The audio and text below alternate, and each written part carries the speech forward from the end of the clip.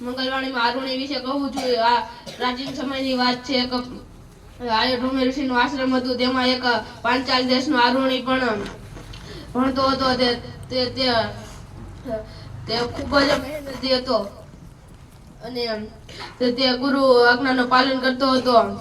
એક દિવસ આયોઢોમે ઋષિ બધા શિષ્યો સાથે ફળિયામાં બેઠા હતા. ત્યાં ધીમે ધીમે વરસાદ ચાલુ થયો અને તેણે વિચાર્યું કે જો વધારે વરસાદ આવશે તો ડાંગરના ખેતરની પાળ તૂટી જશે અને નુકસાન થઈ જશે. ને તેણે આરુણીને કહ્યું કે તું જોઈને આવે કે પાળ તૂટી નથી ને.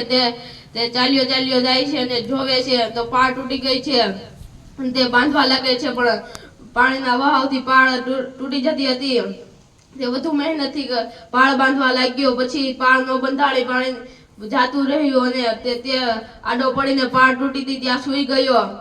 પછી સવાર પડી અને બધા શિષ્યો પ્રણામ કરવા ગયા.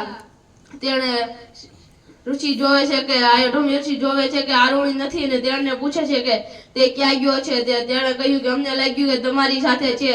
અને તે ઢોમે ઋષિ 2-3 શિષ્યોને લઈને ડાંગરના ખેતર તરફ દોડે છે અને તે જઈને જોવે છે કે આરુણી ત્યાં નથી. બધા તેને ગોતવા લાગે છે. પછી તે એક શિષ્ય જોવે છે કે તે તૂટેલી પાળ ઉપર સૂતો છે અને પછી ઢોમે ઋષિ તેને ઉઠાડવા લાગે છે. તે કહે છે કે મને ઉઠાડશો નહીં નકર બધું પાણી વહી જશે.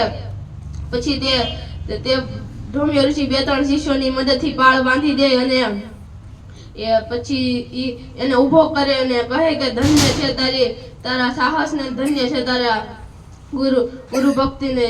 જય હિન્દ, જય ભારત.